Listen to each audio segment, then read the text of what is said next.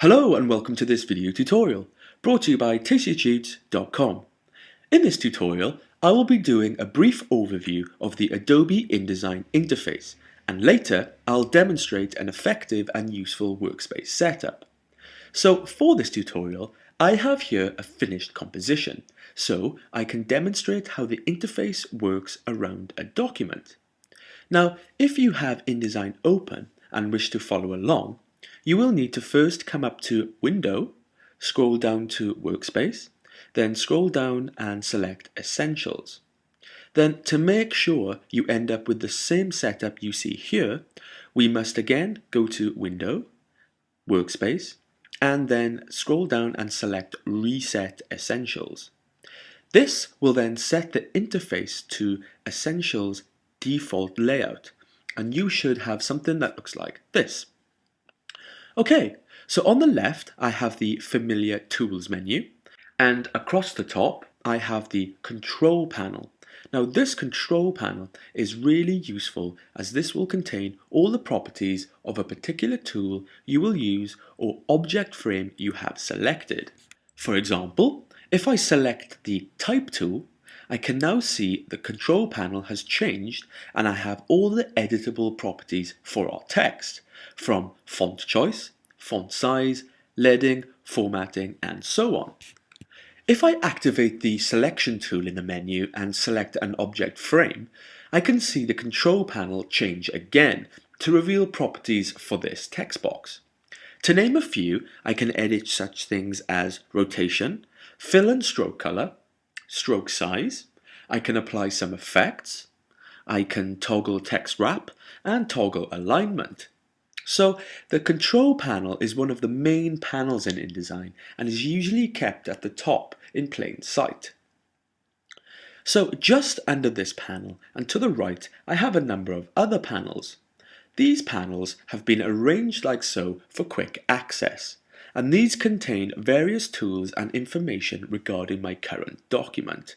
If I come and move my mouse cursor over these and start to click, I will then expand that panel to reveal its contents. And if I click again, this will hide it. Now, if I come up to Window, Workspace, you can currently see that I have the Essentials workspace active. And we can see this as we have a tick on it. Now notice at the top I have a workspace called Tasty Tea. Well, let me come up to this and select it. Now you will see that my panel layout has changed. In CS5, the arrangement of your panels and interface is called your workspace. Earlier we chose one of the default workspaces, Essentials. In CS5, you are able to customize your workspace layout and save it. This enables you to toggle between workspace layouts. Perhaps multiple people use your computer and like different workspace layouts, so it's good to have the option to save them. So what you are seeing here is a workspace I prepared earlier, and this one I will be recommending to you later. But before that, I'm going to quickly show you how you can customize your workspace and save it.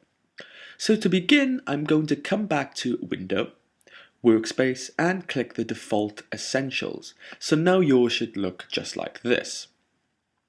In CS5, you have a lot of flexibility with panels.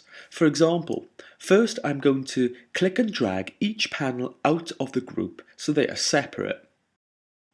Then, with the Pages panel, I'm going to come to the top right in the dark grey strip and click the Expand Panel button. This will expand the panel like so. Now, I'm just going to click and drag on the bottom right of the panel to pull it out so I can see more clearly the Pages panel content. Next, I'm going to come into my Layers panel and click and drag this into my Pages panel. And upon doing this, you will see a blue line around the inside of the Pages panel. This is InDesign asking you, are you ready to place this panel inside the Pages panel?